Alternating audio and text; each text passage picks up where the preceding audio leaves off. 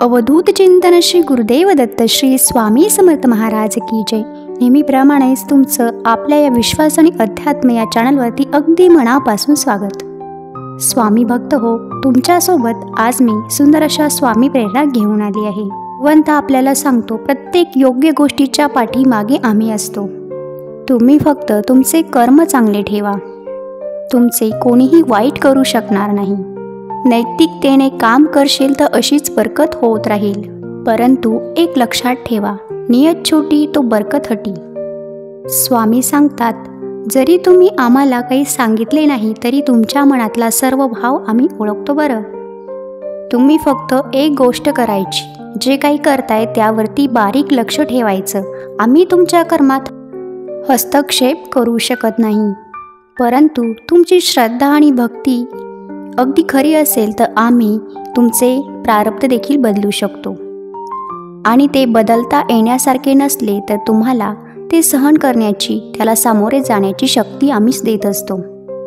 स्वामी भक्त हो, लक्षात ठेवा, आपण एखादा वृक्ष लावला तर त्याचं फळ तो वृक्ष नक्कीच देणार, परंतु तो वृक्ष आपण अमृताचा लावला की विषाचा लावला हे आपण लक्षात घेतलं पाहिजे, कारण त्यानुसारच आपल्याला फळ मिळणार असतं।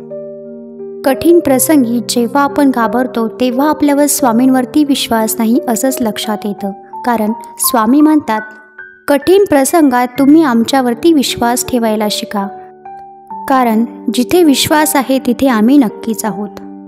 स्वामी म्हणतात, स्वतःला माझ्याशी जोडा आणि बाकी सर्व माझ्यावरती सोडा। तुमच्याकडून संकल्प करून घेणारे आम्हीच आहोत आणि ते पूर्ण करून घेणारे देखील आम्हीच आहोत। आपल्या आयुष्यात हजारो चांगल्या घटना घडतात तेव्हा आपण कोणालाही विचारत नाही, स्वामींनाही देखील आपण विसरून जातो, परंतु एखादी गोष्ट आपल्या आयुष्यात वाईट घडली की आपण स्वामींना विचारतो, स्वामी माझ्याच आयुष्यात असं का? स्वामी सांगतात, तुमच्या प्रत्येक पावलासोबत आम्ही आहोत, तुम्ही फक्त निर्भय व्हा, निशंक व्हा। निशंक होई रे मना, निर्भय होई रे मना, प्रचंड स्वामी बळपाठीशी, नित्य आहे रे मना, नित्य आहे रे मना। जर आपला स्वामींवरती विश्वास असेल तर अनन्य भावाने आपण स्वामींना शरण गेलं पाहिजे, आणि जे काही होते, जे काही होणार आहे ते आपल्या भल्यासाठीच होणार नाही असा आपला विश्वास असलाच पाहिजे। आयुष्य आपल्याला एकतर चांगले अनुभव देतं किंवा वाईट अनुभव देतं, आणि हे दोन्ही जेव्हा आपल्या आयुष्यात येतं तेव्हा आपण या दोन्ही गोष्टींचा समतोल राखला पाहिजे। चांगल्या गोष्टीतून अनुभव घ्यायचा आणि वाईट गोष्टीतून शिकवण घ्यायची। मात्र स्वामी चरणांची आस आणि स्वामी चरणांचा ध्यास आपण कधीच सोडायचा नाही। आपल्या आयुष्यात घटना या का घडल्या याची प्रचिती माऊली आपल्याला वेळोवेळी दाखवून देत असते। म्हणूनच अध्यात्मामध्ये भक्ती आणि विश्वास हा फार महत्त्वाचा आहे। आयुष्यात जे जे होत आहे त्याला सामोरे जा, कारण स्वामी सांगतात, भिवू नकोस, मी तुझ्या पाठीशी आहे। माणसाकडे बुद्धी आहे, ताकद आहे आणि स्मरणशक्ती देखील आहे। स्वतःला सिद्ध करण्यासाठी जे जे हवं असतं ते सर्व आपल्याला स्वामींनी दिलेच आहे, आणि हे सर्व असून देखील प्रयत्न करून देखील त्याला अपयशच येत असेल तर आम्ही तिथे येऊ असे अभयवचन स्वामी आपल्याला देतात, आणि आपल्या भक्तीवर, आपल्या विश्वासावरती गुरु कृपा करतात। आपल्या अडचणींसमोर आपल्या इच्छाशक्तीला कधीच कमजोर होऊ द्यायचं नाही। अडचणींना सांगायचं आहे की आपल्यामध्ये ती धमक आहे खूप काही करून दाखवण्याची, आणि आपल्यासोबत स्वामी माऊली आहे, म्हणजेच आपले ब्रह्मांड नायक आहेत, आणि त्या अडचणींना हेही बजावून सांगायचं आहे की बाबा, तुझ्यापेक्षा आमचे स्वामी खूप मोठे आहेत। आपण स्वामी सेवेत येणं हे आपल्या मर्जीवरती नाही तर स्वामींच्या मर्जीवरती अवलंबून आहे। घाबरायचं नाही, हताश व्हायचं नाही, सगळ्यात अगोदर आपल्या मनातली भीती दूर करायची। एकदा की मनातली भीती दूर केली की आपलं अर्ध काम झालंच असं समजायचं। जशी आपल्या आयुष्यामध्ये संकटे येतात तसेच त्यातून बाहेर पडण्याचे मार्ग देखील अगोदरच ठरलेले असतात। स्वामी आपल्याला जो मार्ग दाखवितात त्याच मार्गावरती आपण चाललं पाहिजे। उगाचट घुटमळत बसलं की आपण आपला मार्ग भरकटत जातो। स्वामी सांगतात, तुम्ही आमच्या सेवेत आल्यानंतर आम्ही तुम्हाला प्रत्येक क्षणाला मार्ग दाखवत असतो, तुम्हाला फक्त तो ओळखता आला पाहिजे। थोडा धीर धरा, वेळ आली की सर्व काही होणार हा विश्वास ठेवा, आणि निसंकोचपणे सर्व काही आमच्यावरती सोपवून द्या। आणि गुरुवाक्य हे कामधेनू या शब्दाचा आपण अर्थ आणि या ओळींचा आपण अंमल केला तर नक्कीच जीवनाचं सोनं होईल. आणि गुरूंनी एकदा की आपल्याला मार्ग दाखविला की विचार नसतो करायचा, कृती करायची असते. असं केलं तर आपली संकटातून सुटका तर होईलच, परंतु याच सोबत आपल्या गुरूंवरती विश्वास देखील वाढेल. धान्यात जसे खडे असतात तसेच आयुष्यात देखील कठीण प्रसंग येतात. ज्याप्रमाणे आपण धान्यातील खडे जसे वेचून टाकतो त्याचप्रमाणे आपल्या आयुष्यातील वाईट प्रसंग आपल्याला बाहेर काढता आले पाहिजे, त्यातून आपल्याला लवकर बाहेर येता आलं पाहिजे. आणि हे आपल्याला जमलं की समजायचं आपलं जीवन सफल झालं. सकारात्मकता ही सगळ्यात मोठी शक्ती आहे आणि ती आपल्याला कठीण काळातून बाहेर पडण्यासाठी मार्ग दाखविते. म्हणून कितीही वाईट प्रसंग आला तरी सकारात्मक विचार करा. विचारांमध्ये आपले आयुष्य बदलण्याची ताकद असते. स्वामी भक्त हो, ब्रह्मा, विष्णू, महेश या तीनही देवतांची एक शक्ती म्हणजे आपल्या दत्त महाराजांचा अवतार. स्मरण करताच भक्ताच्या हाकेला धावून येणारे हे दैवत. दत्त महाराजांचा पहिला अवतार म्हणजे श्रीपाद श्रीवल्लभ, जे की आणि श्रीपाद श्रीवल्लभ प्रभू हे फक्त काषाय वस्त्र धारण केलेले एक यती आहेत. त्यानंतर दत्तात्रयांचा दुसरा अवतार म्हणजे नृसिंह सरस्वती. नरसिंह सरस्वती हे सुद्धा यती स्वरूप आहेत, परंतु ते दंडधारी आहेत. त्यानंतर दत्त महाराजांचा तिसरा अवतार म्हणजे आपले स्वामी महाराज.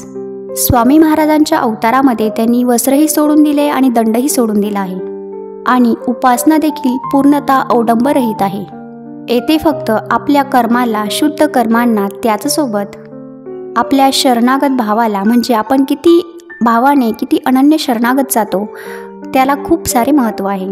तर अशा या ब्रह्मांड नायकापर्यंत आपल्याला पोहोचायचं असेल तर आपल्याला त्यांच्या समवेत त्यांचे जे शिष्य राहिले त्यांचं चिंतन मनन केलं पाहिजे.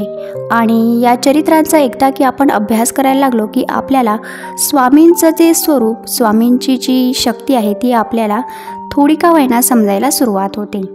स्वामी माऊली ही आजन्म आहेत, ज्यांना जन्मही नाही, मृत्यू नाही, परंतु आपल्या रक्षणासाठी त्यांनी या भूतलावरती अवतार घेतला आणि गुरुस्वरूप ते आपल्याला मार्गदर्शन करीत आजही कित्येक भक्तांचे प्रश्न सोडवतात आणि प्रचिती देतात.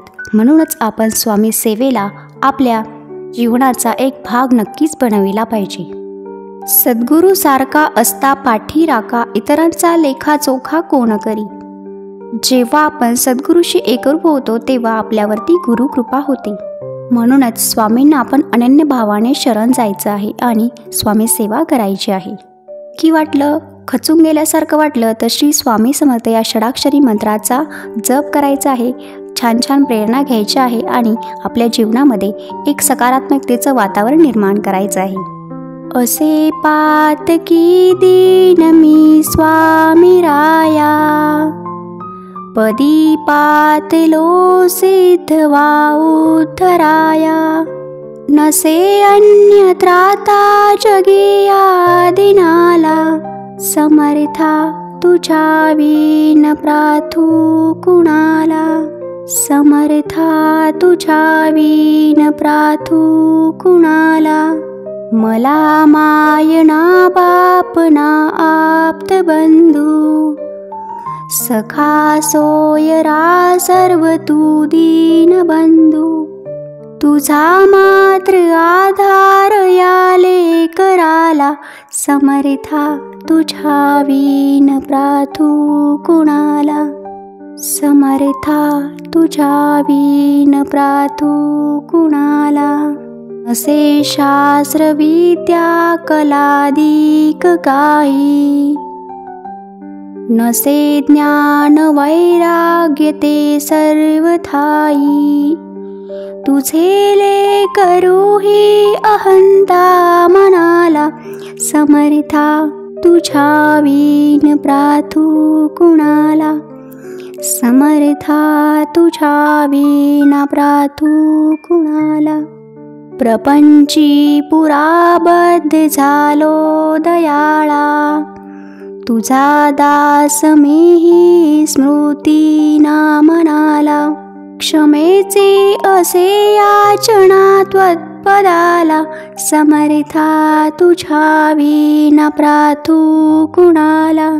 समर्था तुझ्या विना प्रार्थू कुणाला, मला काम क्रोधाधिकी जागविले, म्हणून समर्था तुला जागविले, नको दूर लोटू तुझ्या सेवकाला, समर्था तुझ्या विना प्रार्थू कुणाला, समर्था तुझ्या विना प्रार्थू कुणाला, नको अंती पाहू त्वरे धाव घेई, तुझ्या विना नाही दुजी श्रेष्ठ आई, अनाथासी आधार तुझा दयाळा, समर्था तुझ्या विना प्रार्थू कुणाला, कधी गोड वाणी न येई मुखाला,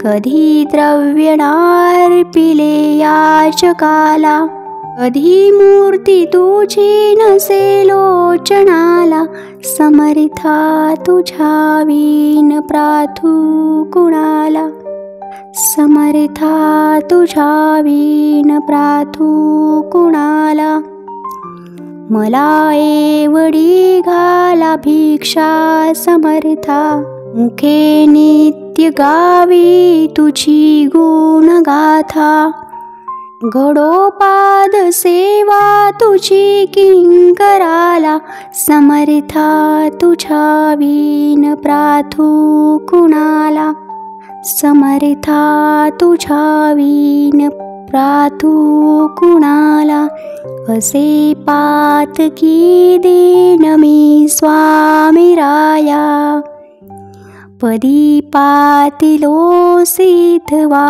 उद्धराया, नसे अन्य त्राता जगे आदिनाला, समर्था तुझ्या विना प्रार्थू कुणाला, समर्था तुझ्या विना प्रार्थू कुणाला. चला तर स्वामी भक्तो, भेटूया पुढील व्हिडिओमध्ये. तोपर्यंत सर्वांनी काळजी घ्या, आनंदात राहा. श्री स्वामी समर्थ.